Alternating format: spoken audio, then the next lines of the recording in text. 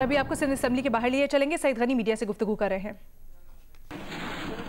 जगह पे रखें या ऐसा माहौल दें जिसमें उस किस्म की मेल जोल की आज़ादी ना हो जो थाने में थी। अगर वही हरकत दोबारा जेल में दोहराई जाती, कोई ऐसा वाक़या हो जाता, यहाँ सांप आया था, वहाँ कोई शेर आ जाता, कोई और जानवर आ जाता, तो खामखा हमारे गले और चढ़ानी पड़ती थी। इसलिए जेल में शायद इनको ज़रा पाबंदी ज़रूर लगाई होगी कि आप किसी से मेल मुलाकात नहीं कर सकते, आप बंद रहेंगे, और वो कोई गलत बात नहीं है। अब ये आज भी माशाल्लाह आपने देखा जो तकरीर कर रहे थे, ये हाथ जो टूटा हुआ लग रहा था बाजार पट्टे से, वो किस की तरह उछल उछल के जो है वो हाथ माशाल्लाह अपनी कारकर्दगी दिखा रहा था।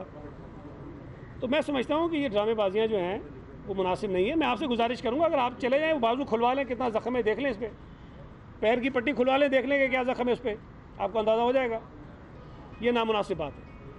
मैं सिर्फ वो वाक़यात थोड़े से आपको याद दिलाना चाहता हूँ कि जो तासुर ये है कि सिंध हुकूमत ने कोई झूठी एफआईआरें बना दी, कोई बड़ा जुल्म कर दिया, इंतकामी कार्रवाई ले ली इनके ख़िलाफ़, तो ये तो पिछले कोई 2.5-3 बरसों से तूफ़ान बदतमीज़ी इन्होंने मचाया हुआ है। वो कोई एक नहीं, इनके बहुत सारे लोग हैं कर रहे होते हैं, हम बर्दाश्त कर रहे हैं, हमने कुछ नहीं किया।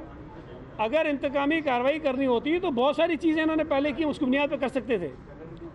लेकिन मैं इस बात का गवाह हूँ कि सुप्रीम कोर्ट का जो कराची में बेंच लगा था पिछली दफ़ा, जिसमें चीफ जस्टिस साहब यहाँ मौजूद थे, वहाँ पर सूबा सिंध में या ख़ास तौर पर कराची की ज़मीनों के मुतालिक जब वो सवाल जवाब कर रहे थे, तो तकरीबन तमाम डिप्टी कमिश्नर्स को बुला के चीफ जस्टिस साहब ने सवालात किए। मैं मौजूद था। मेरे सामने डिप्टी कमिश्नर मलीर ने चीफ जस्टिस साहब को ये रिपोर्ट पेश की कि जनाब जुलाई से लेकर दिसंबर तक हमने इतने 100 एकड़ ज़मीन गैर कानूनी कब्ज़े से छुड़वाई है, और उन्होंने कहा कि ये सिलसिला जारी है, हम आगे भी करते रहेंगे।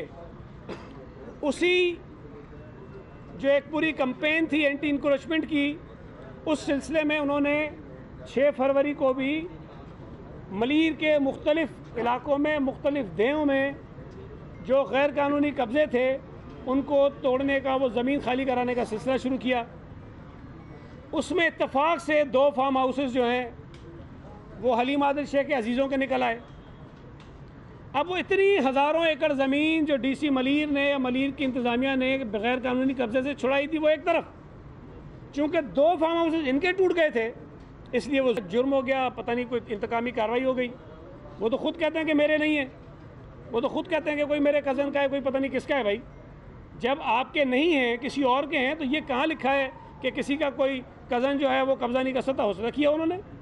और जब ये कहते हैं कि अदालत का स्टे ऑर्डर है, तो मुनासिब तरीका ये था कि आप अदालत में जाके कह दो जो कह रहे हैं कि हमने किया है। ठीक है, अदालत अगर कह देगी अगर कानून के मुताबिक कोई कार्रवाई हुई है, और उस बुनियाद पे उसको ये तासुर देना कि ये सियासी इंतकामी कार्रवाई ये गलत है, और वहाँ पर आप लोगों के कैमरों ने दिखाया, आपके चैनल्स ने दिखाया, ख़ुद और इनके साथ कुछ और MPs थे, ये वहाँ जाकर उस पूरी टीम के ऊपर हमलावर हुए जो एंटी इंक्रोचमेंट ड्राइव कर रही थी।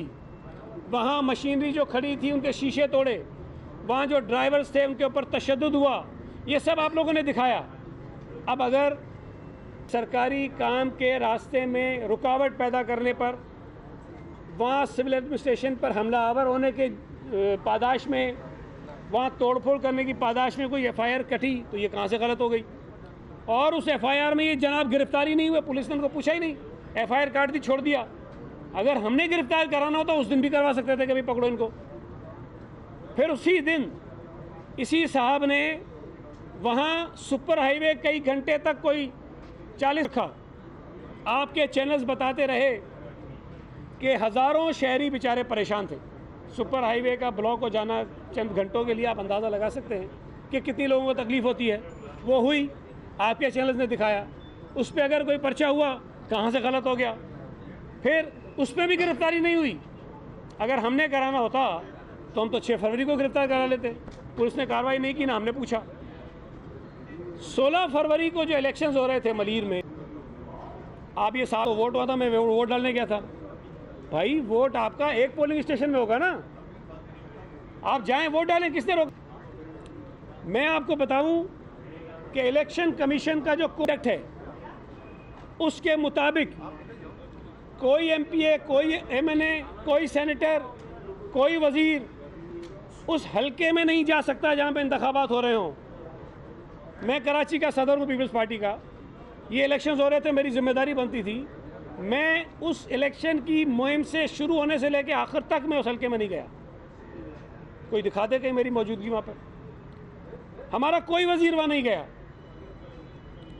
वहाँ इनके तमाम MPAs MNAs कैंपेन करते रहे। हमने शिकायत भी नहीं की इलेक्शन कमीशन को। इलेक्शन के दिन से पहले हमारी कोई शिकायत भी नहीं है। हमने कहा ठीक है, MPAs MNAs कभी पड़ता अपने वोट कैंडिडेट के लिए जाके वोट मांग रहे, कोई अर्ज नहीं, करते रहे।